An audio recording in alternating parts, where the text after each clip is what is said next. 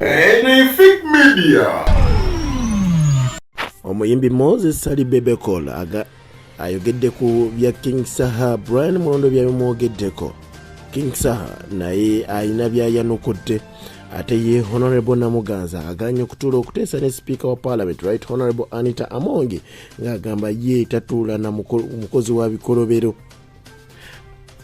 Ate ye Dr. Olendo kyaddaaki asisinkanye President Yoweri Kaguta Museveni oluvannyuma lw'okumufukamirira bw'atyo bakozi banne oba be yali akulembera abasawo ne bamugjamu obwesigwe.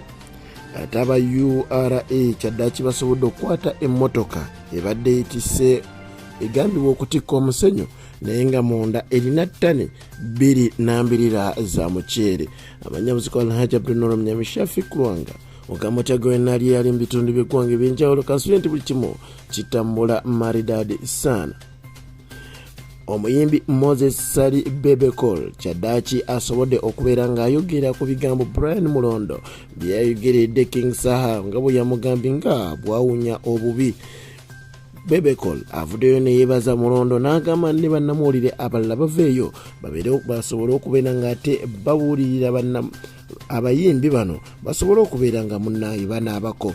Bebe avuddeyo bw'ati n'agamba nti obuyonjo kikulu ate n'okufaanana obulungi kikulu wadde ye akkaanya n'abo abasobodde okuba ng'ate bavaayo ne babuulirira abayimbi bano okuba ng'ate munnaye bakyusaamu mu nnyambala wamu n'ennaaba. King Saha agambye nti Brian Mulondo ebyo byayogedde bipange era byagala kuba ng'ate bimussa ddaala. Brian Mulondo byayogedde ebyabadde ebingi ate Bebecool bweyayongeddeko linaategeerera ddala nti omuntu akuba omuggo omunene akutenda nkaaba mbi.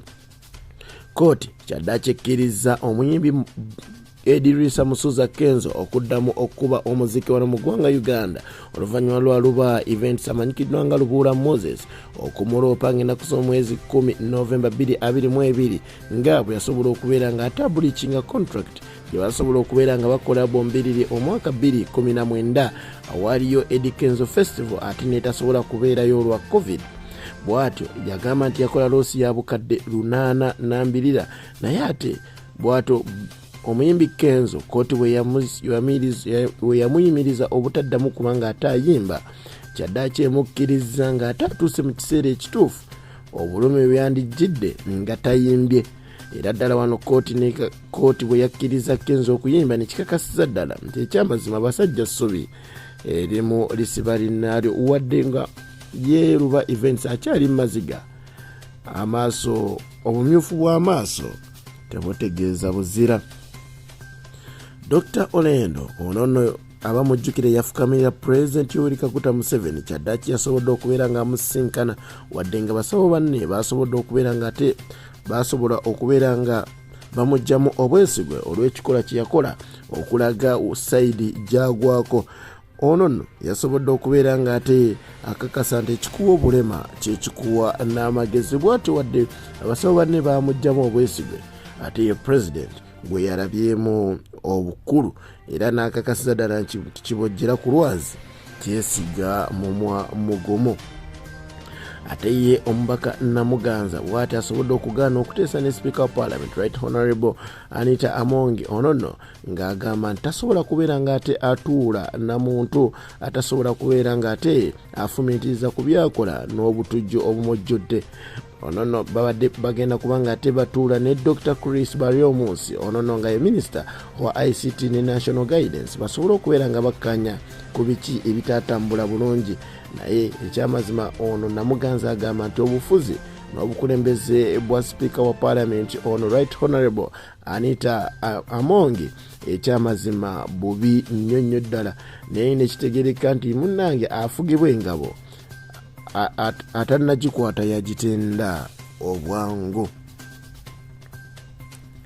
N'agaana asembayo aba URA bakutte emmotoka ebadde etwala omuceere nga balowooza nti ekyamazima mulimu musenyu. Bano eno batadde omusenyu ku ngulu ate munda ne bateekamu ttani z'omuceere 2.